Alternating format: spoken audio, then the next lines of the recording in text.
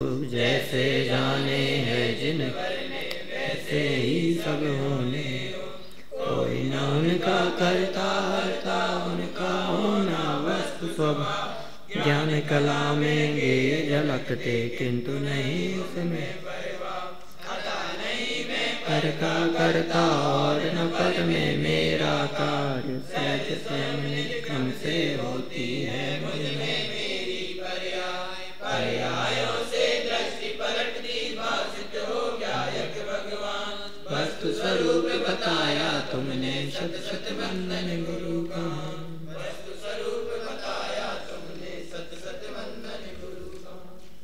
क्रमबद्ध पर्याय एक अनुशीलन की चर्चा के उपरांत क्रमबद्ध पर्याय के संदर्भ में उठने वाले प्रश्नोत्तरों की अपनी यहाँ चर्चा चल रही थी और इस संदर्भ में हम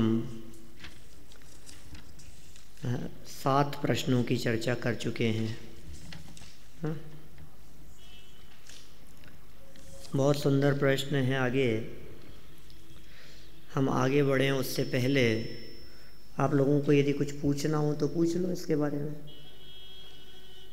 है कोई शंका? नहीं है? शक्तियों की महत्वपूर्ण बात थी। भाव शक्ति, अभाव शक्ति, भाव अभाव, अभाव भाव, डबल भाव और डबल अभाव, मतलब भाव भाव और अभाव भाव।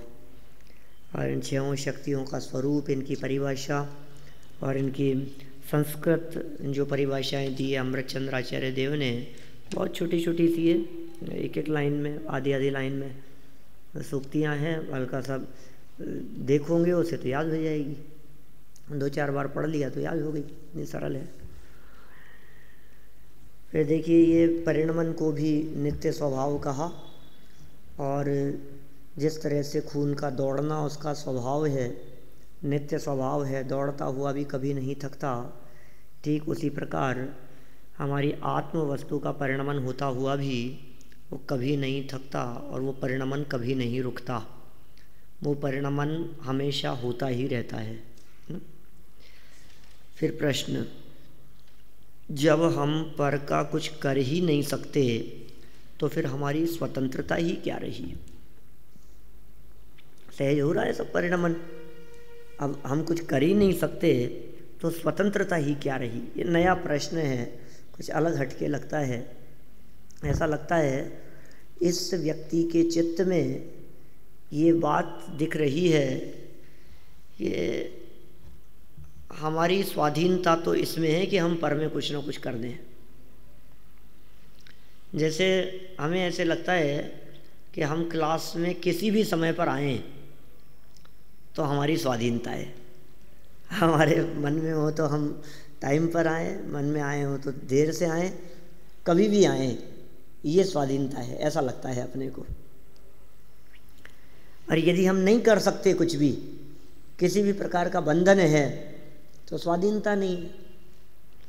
कहा, क्या पर में कुछ करने का नाम ही स्वतंत्रता है? तुम्हें क्या लगता है, तुम क्या सोचते हो? क्या पर में कुछ करने धरने का नाम ही स्वतंत्रता है? जब ये कहा जाता है कि एक द्रव्य दूसरे द्रव्य का कुछ भी नहीं कर सकता, तब उसका अर्थ आप मात्र इतना ही क्यों लेते हैं कि आप दूसरे का कुछ नहीं कर सकते? यह क्यों नहीं लेते कि आपका भी तो कोई दूसरा नहीं कर सकता? बोलो, यदि इसी बात को थोड़ा सा दूसरी तरफ से देख लिया जाए तो प्रसन्नता होती है। चिंतन का तरीका है। आप यदि ये सोच रहे हो कि मैं कुछ नहीं कर सकता, तो लगता है मेरे अधिकार छीन लिए गए हैं, और जैसे ही पता लगता है कि दूसरा मेरा कुछ नहीं कर सकता, फिर ऐसा सीना चौड़ा कर लेता है, कहता है कि मेरा कोई कुछ नहीं बिगाड़ सकता, किसी की कोई ताकत नहीं है जो मेरा बाल विवाह कर सके, ऐसा समझता है। देखो, जब आप यह विचार करेंगे तो आपको यह स्वतंत्रता अनुभव होगी कि देखो मेरा कोई भी कुछ नहीं बिगाड़ सकता। जब किसी राज्य के संबंध में ये कहा जाए कि इस राज्य में किसी को लूट नहीं सकता। किसी भी राज्य की चर्चा चल रही हो और कोई उस राज्य के बारे में ये कहे कि इसमें कोई किसी को लूट नहीं सकता, मार नहीं सकता, दुखी नहीं कर सकता, तो यह कोई नहीं कहता कि ये कैसा खोटा राज्य है कि इसमें कोई किसी को लूट ही नहीं सकता। कितना खराब राज्य है, कोई मार ही नहीं सकता किसी को, कोई किसी को दुखी नहीं कर सकता। मतलब हमें इतनी भी स्वाधीनता नहीं है कि हम किसी को मार सकें, ये कैसा राज्य है। हमें इतनी भी स्वाधीनता नहीं है कि हम किसी की जेब में से पैसे निकाल सकें, ये कैसी व्यवस्था है इस राज्य की। ऐसा कोई नहीं कहता, बल्कि यह कहता है कि यह कितना अच्छा राज्य है। माने इस व्यवस्था को सुनकर हर व्यक्ति प्रशंसा ही करता है, और फिर भी यदि किसी व्यक्ति के मन में उसकी प्रशंसा करने का भाव न आकर राज्य की इस व्यवस्था की निंदा करने का भाव आता है, तो ऐसा विचार तो कोई चोर उचक्के के मन में ही आ सकता है, डाकू लुटेरे के मन में ही आ सकता है। क्यों? ये कह रहे हैं देखो, जिस प्रकार ऐसा तो कोई हत्यारा या चोर ही सोच सकता है कि ये कैसा राज्य है कि इसमें मारने या लूटने की भी स्वाधीनता नहीं है, उसी प्रकार ऐसा तो कोई कर्तव्य के अहंकार से ग्रस्त अज्ञानी ही कह सकता है कि ये कैसा वस्तु स्वरूप है कि जिसमें हम पर का कुछ कर ही नहीं सकते। एक कैसा वस्तु स्वरूप है, हम कुछ नहीं कर सकते पर में, ये तो हमारे को कुछ जच नहीं रही है वस्तु व्यवस्था। कुछ तो ऐसा कहो कि हम कुछ कर सकें, किसी को छेड़ सकें, परेशान कर सकें, किसी को लूट सकें, किसी के पैसे ले सकें, किसी की गाड़ी उड़ा के भाग सकें, किसी की पिटाई करें। मेरे मन में आ गई तो बस 2-4 चांटे लगा दिए खींच के सामने। ऐसी स्वाधीनता तो होनी चाहिए अपने को। ये व्यवस्था अच्छी नहीं है।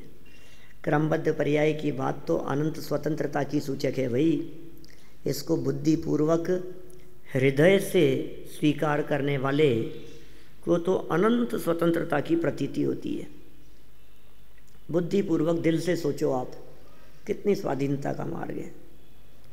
यह जानकर किसको प्रसन्नता नहीं होगी कि हमारा सुख दुख जीवन मरण भला बुरा सब कुछ हमारे अधिकार में है, उसमें किसी का कुछ भी हस्तक्षेप नहीं है। यह जानकर भी जिसको प्रसन्नता न हो, समझना चाहिए या तो वह गुलाम वृत्ति का व्यक्ति है या फिर अन्यों को गुलाम बनाकर रखने की वृत्ति वाला है।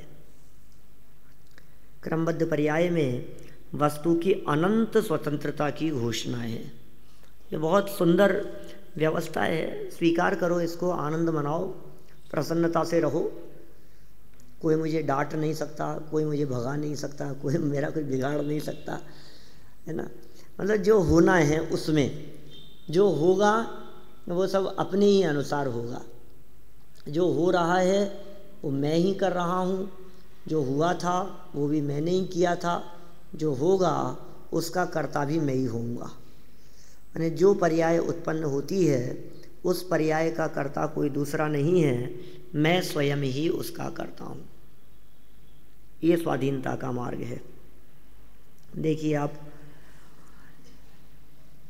ज्ञानी भी तो ये कहते देखे जाते हैं कि मैंने ऐसा किया वैसा किया।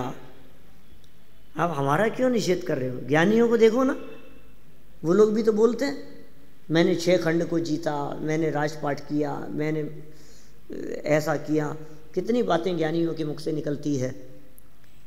हाँ, यह बात सही है कि ज्ञानी के जीवन में भी ऐसा वचन व्यवहार देखा जाता है, पर उसकी मान्यता ऐसी नहीं होती। अब फिर यहाँ से बात उठा देंगे कि साहब ये तो कोई जज नहीं रही है, वचन व्यवहार तो होता है और मान्यता नहीं होती, मन में कुछ और कहे कुछ है, ये तो गलत बात हो जाएगी ना। अभी तो जवाब दे रहे हैं, ये प्रश्न तो बाद में उठाएंगे, अपने चित्त में तो उठ गया। हाँ, ये बात सही है कि ज्ञानी के जीवन में भी ऐसा वचन व्यवहार देखा जाता है, पर उसकी मान्यता ऐसी नहीं होती। मान्यता तो उसकी वस्तु स्वरूप के अनुकूल ही होती है, क्योंकि ऐसा कहना तो व्यवहार है। और मानना मिथ्यात्व है। इसका मतलब बोलने में दोष नहीं है, माने तो मिथ्यात्व है। कहने में दोष नहीं है, बोलने में दोष नहीं है, बोलता भी है। कोई व्यक्ति नाम पूछे तो अपना ही नाम बतलाओगे तुम, या ये कहोगे शुद्धात्मा है मेरा नाम? ऐसे क्लास में कहते हैं सबके नाम पूछता रहता हूँ, मेरे को आज तक किसी ने नहीं कहा शुद्धात्मा है मेरा नाम। बोलो अमित क्या नाम? अमित नाम है, क्यों शुद्धात्मा नहीं है तुम्हारा नाम? यही पढ़ा है तुम्हारे को पिछले 3 साल में अनुभव? क्या पढ़ा है तुम्हारे को? शुभम, रमन, ऋषभ, क्यों भाई? फिर क्या हुआ इतना सब पढ़ने के बावजूद भी? उसमें क्या हो गया यदि मैं अपने आप को अमित कह रहा हूँ तो?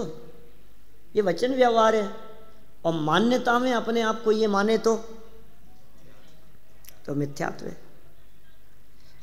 देखो आप, जिस प्रकार सम्यक दृष्टि ज्ञानी आत्मा स्त्री, पुत्र, मकान, जायदाद आदि संयोगी पदार्थों को अपना कहता देखा जाता है, वो इन सब पदार्थों को अपनी कहता है कि यह मेरी स्त्री है, ये मेरे पुत्र हैं, यह मेरा मकान है, पर मानता यही है कि ये कुछ भी मेरे नहीं है। बोलो भरत चक्रवर्ती से पूछोगे कि ये 96,000 रानियां किसकी है? ये कहेगा मेरी है भाई। किसकी कहेगा बताओ, किसकी बताएगा? अच्छा यदि वो कहे मेरी नहीं है तो फिर पूछेगा फिर किसकी है? तो बोलो फिर उल्टा फंस जाएगा ना। जो प्रश्न पूछा गया है उस प्रश्न का जवाब उसी नए से होना चाहिए जिस नए से प्रश्न पूछा गया है। उसी प्रकार परमे करने आदि का वचन व्यवहार भी उनके देखा जाता है। कथन मात्र से वे मिथ्या दृष्टि नहीं हो जाते, क्योंकि मिथ्यात्व तो मान्यता संबंधी दोष है। मिथ्यात्व तो मान्यता के दोष को कहते हैं। इस संदर्भ में पंडित प्रबल टोडरमल जी के विचार द्रष्टव्य हैं। जैसे कोई गुमास्ता सेठ के कार्य में प्रवर्तता है, मुनीम साहूकार सेठ के यहाँ काम करने वाला मुनीम, वो सेठ के कार्य में प्रवर्तता है, उस कार्य को अपना भी कहता है, खुशी से करता है काम, ये मेरा ही काम है, अपना मान करके करता है, अपना कह करके करता है। हर्ष विषाद को भी प्राप्त होता है। दुकान में अच्छा सेल हो रही हो, काम अच्छा हो रहा हो, प्रॉफिट अच्छा होता हो तो प्रसन्नता भी होती है उसको। मालिक का काम है, अपन नौकरी करते हैं तो प्रसन्नता ही है, अपने बिजनेस बढ़ रहा है, दुकान बढ़ रही है, और कमी हो तो विषाद भी करता है। उस कार्य में प्रवर्तते हुए अपनी और सेठ की जुदाई का विचार नहीं करता। हम दोनों अलग अलग हैं ऐसा विचार नहीं करता, अपनी मान करके। दुकान में कोई व्यक्ति आया और कोई व्यक्ति बिना पैसे दिए हुए माल ले जा रहा है तो क्या करता है वो? अरे भैया कैसे ले जाएगा, पैसे दे करके जा। वो कहे मेरा क्या फ़र्क पड़ता है, सेठ का था ये तो ले जाने दो, मुझे तो तनख्वाह मिल ही रही है। ऐसा तो नहीं सोचता। परंतु अंतरंग श्रद्धान ऐसा है कि यह मेरा कार्य नहीं है, अंदर में ऐसा श्रद्धान है। ऐसा कार्य करता गुमाश्ता साहूकार है। यदि वह सेठ के धन को चुराकर अपना माने तो गुमाश्ता चोर होए, उसके धन को अपना ही मान ले। अपना कह रहा है, काम कर रहा है, ले रहा है, दे रहा है, भुगतान कर रहा है, कैश पे बैठा हुआ है, कलेक्शन कर रहा है, सब काम करता है, अपना मानता है, उसकी सुरक्षा करता है, चोरी नहीं हो जाए, कोई ले नहीं जाए, सब काम करता है। ऐसा ही व्यवहार करता हुआ दिखाई देता है जैसे उसी के हों, लेकिन मानता नहीं है उसको अपना। उसी प्रकार ज्ञानी कर्मोदय जनित शुभाशुभ रूप कार्य को करता हुआ तद्रूप परिणमित हो, तथापि उसके अंतरंग में ऐसा श्रद्धान है कि यह कार्य मेरा नहीं है।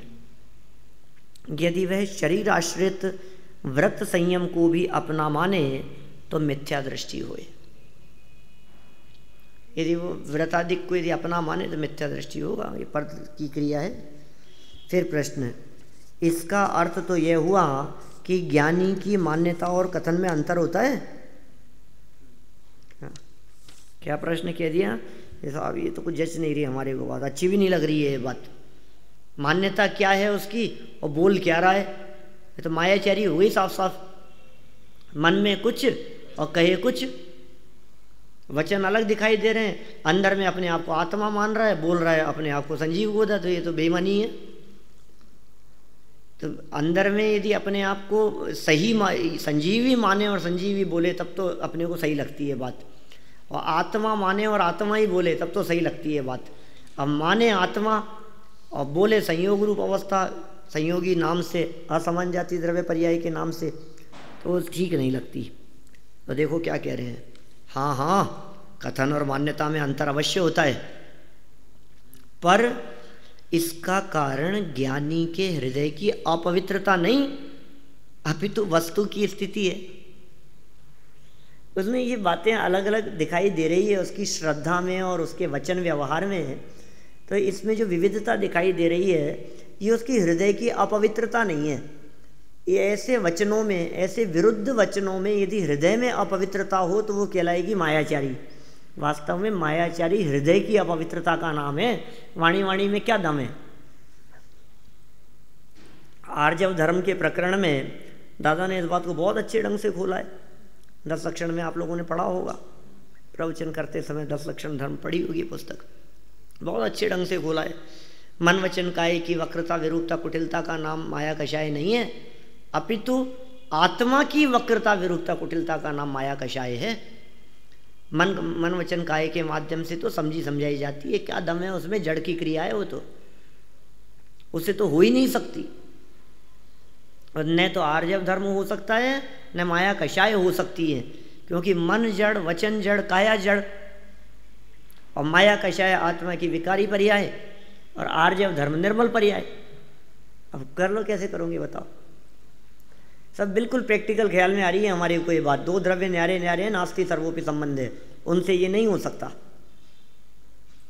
इसी तरह से यहाँ कह रहे हैं कि उसके तो हृदय की पवित्रता है ज्ञानी के, इसलिए वचन व्यवहार में और अंदर श्रद्धा में अंतर दिख रहा है। इस अंतर का कारण कोई अपवित्रता नहीं है, क्योंकि ज्ञानी की मान्यता तो वस्तु स्वरूप के अनुसार होती है, ये वस्तु स्थिति है, मान्यता वस्तु स्वरूप के अनुसार है, और वचन व्यवहार लोक प्रचलित व्यवहार के अनुसार होता है। जैसा व्यवहार चलाना हो वैसे वचन निकलेंगे, इसलिए झूठा कोई नहीं है, दोनों ही बातें सच्ची है। उसका श्रद्धान भी सच्चा है और उसकी वाणी भी सच्ची है। वस्तु स्वरूप की अपेक्षा विचार करें तो स्त्री पुत्रादि मकान जायदाद किसी के नहीं है, फिर भी लोक में इन्हें अपने कहने का व्यवहार प्रचलित है। मान्यता का संबंध सीधा वस्तु स्वरूप से है और वाणी का व्यवहार लौकिक जनों से होता है। वाणी लौकिक जनों के अनुसार होगी और जो अंदर की मान्यता है उसका संबंध वस्तु स्वरूप से है। अतः ज्ञानी की मान्यता तो वस्तु स्वरूप के अनुसार होती है और वचन व्यवहार लोक व्यवहार के अनुसार होता है। आचार्य अमृतचंद्र समयसार की आत्मख्याति टीका के प्रारंभ में लिखते हैं कि इस टीका के करने से मेरी परिणति परम विशुद्धि को प्राप्त हो, ऐसी भावना व्यक्त कर रहे हैं। मम परम विशुद्धि शुद्ध चिन्ह मात्र मूर्ति, ऐसी मेरी जो परिणति है वो शुद्ध हो इस टीका को करने से। और टीका के अंत में लिखते हैं, ग्रंथ समाप्त करते समय, इस टीका के बनाने में स्वरूप गुप्त अमृतचंद्र आचार्य का कुछ भी कर्तृत्व नहीं है। पहले लिखा था कि मेरी परम विशुद्धि हो इस कार्य को करने से, मैं इस टीका को कर रहा हूँ, तो पहले तो कहा कर रहा हूँ और लास्ट में लिखा कि इसमें मेरा कुछ कर्तृत्व नहीं है। तो एक तरफ तो कहा कि मैं करता हूँ और दूसरी तरफ लास्ट में कह दिया कि मैंने कुछ नहीं किया है, तो दोनों बातें कह दी उन्होंने। इसी प्रकार की चर्चा पंडित टोडरमल जी ने सम्यक ज्ञान चंद्रिका की पीठिका एवं प्रशस्ति में की है। पीठिका में तो वे टीका लिखने की चर्चा करते हैं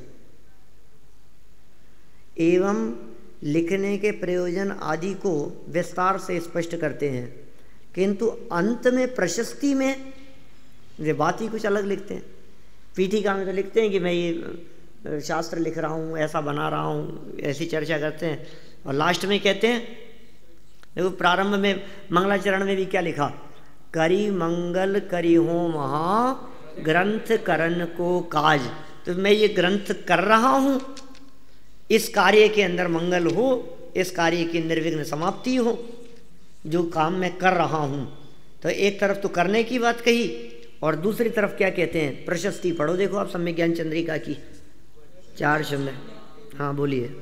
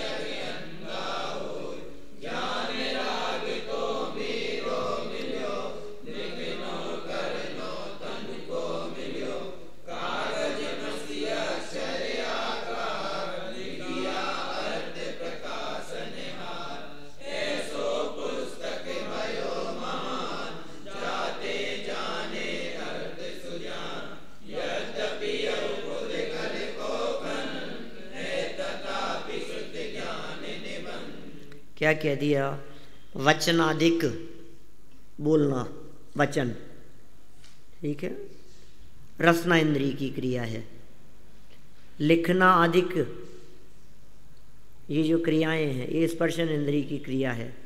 लिखना अधिक, बोलना रसना इंद्रिय की बात हुई। और वर्णाधिक चक्षु इंद्रिय की क्रिया। और अरु इंद्रियां और जो बच गई, घ्राण और कर्ण है, और हिया हृदय, ये सब पुद्गल के खेल हैं। इनमें ना ही हमारो मेल, ये सब पुद्गल के खेल हैं, इनमें हमारा किसी भी प्रकार का मेल नहीं है। दोनों न्यारे न्यारे द्रव्य हैं। फिर रागाधिक वचनाधिक घना बहुत हैं, रागाधिक भी और वचनाधिक भी। और इनके कारण कार्यपना, वचन और राग इनके कारण कार्यपना है, ऐसा बहुत देखा जाता है, घना संबंध देखा जाता है। ये कोई व्यक्ति कुछ बात कह रहा है तो इसका मतलब उसके अंदर में रागादि रूप वैसे ही परिणाम चल रहे होंगे। कोई व्यक्ति किसी को गाली दे रहा था, इसका मतलब अंदर में क्रोध रूप परिणाम है उसके, ठीक है ना। कोई व्यक्ति मधुर भाषा में किसी से बात कर रहा है तो अंदर में राग रूप परिणाम है। तो रागाधिक और वचनाधिक इनके ऐसा कारण कार्यपना देखा जाता है। लेकिन विशेष बात कह रहे हैं, ये जो कारण कार्यपना है ना, बहुत घना होने से, तीसरी लाइन में जो घना शब्द का प्रयोग किया, बहुत घने हैं कारण कार्य संबंध, निमित्त नैमित्तिक संबंध। तांते भिन्न न देखियो कोई, इसलिए इन दोनों को भिन्न भिन्न नहीं देख पाता, कारण कार्य विशेष संबंध होने से। ये राग भिन्न है और भाषा भिन्न है, कषाय अधिक भिन्न है और प्रवृत्ति भिन्न है, ये दोनों नहीं देख पाता। ऐसा बिना विवेक के सारा जगत अंधा हो रहा है। इसमें क्या भिन्नता है? भिन्नता ये है कि जो राग और ज्ञान था सो तो मेरा था, अंदर में था राग और ज्ञान, वो मेरी पर्याय थी। राग ज्ञान तो मेरो मिल्यो, किसमें? शास्त्र लेखन की बात बता रहे हैं। ये जो शास्त्र लिखा गया है, इस शास्त्र लेखन में मेरा कर्तृत्व कितना है और किस अपेक्षा से देखें तो अकर्तापन है। ज्ञान और राग तो मेरो मिल्यो, और लिखना और करना ये सब शरीर का। लिखनो करनो तनु को मिल्यो, ये दोनों शरीर का मिला है।